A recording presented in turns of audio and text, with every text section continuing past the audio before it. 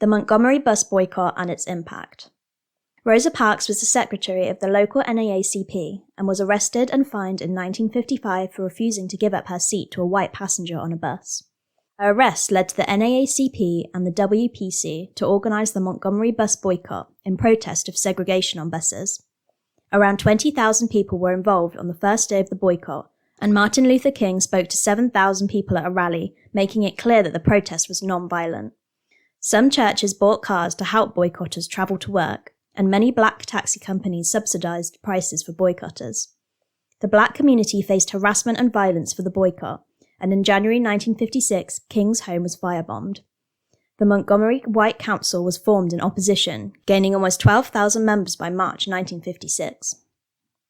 The boycott was heavily publicized and they won their case in federal court.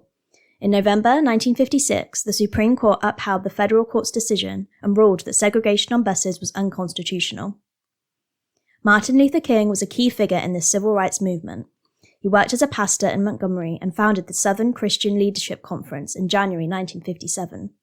This encouraged Black Americans to seek justice and reject all injustice through peaceful means. Due to pressure from civil rights organizations, the Civil Rights Act was passed by Congress in September 1957. The Act's main aim was to ensure all Black Americans could exercise their right to vote. It established the U.S. Commission on Civil Rights, which investigated how racial discrimination obstructed voting rights in Montgomery and allowed government intervention if people were prevented from voting.